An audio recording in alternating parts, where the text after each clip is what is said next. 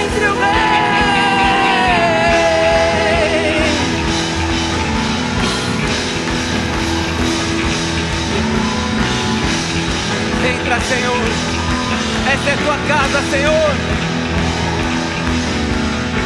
Levantai, ó portas, as vossas cabeças. Levantai, ó portas, as vossas cabeças. Levantai, ó portais eternos.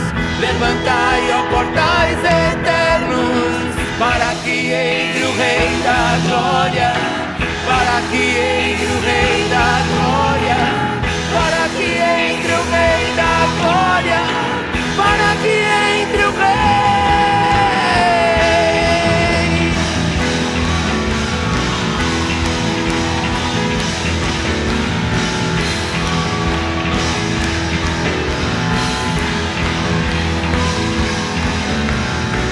Ele vem cavalgando sobre os montes, ele vem. Ele vem cavalgando sobre os montes, ele vem. Ele vem cavalgando sobre os montes, ele vem. Ele vem cavalgando sobre os montes, ele vem. Ele vem cavalgando sobre os montes, ele vem. Ele vem cavalgando sobre os montes, ele vem. Ele vem cavalgando sobre os montes, ele vem. Ele vem cavalgando sobre os montes. O Espírito e a noiva dizem. O Espírito e a noiva dizem. O Espírito e a noiva dizem. O Espírito e a noiva dizem. Vem, vem, vem, vem, Jesus. Vem, vem, vem, Jesus. Vem, vem, vem, Jesus. Vem, vem, vem. Vem, vem, vem, Jesus. Vem, vem, vem, Jesus. Vem, vem, vem, Jesus. Vem, vem, vem, Jesus.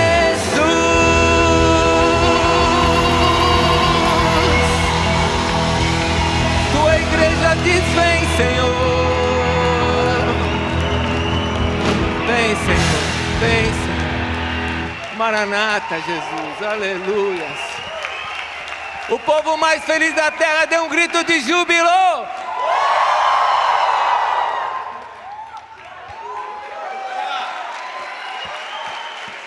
É para Ele, é para o Senhor. É para o nosso Deus. Tu és digno, Senhor. Coloca a mão sobre o teu coração. Abre a tua mão. Coloca ela assim, aberta, ó. Imagine o tamanho do teu Deus.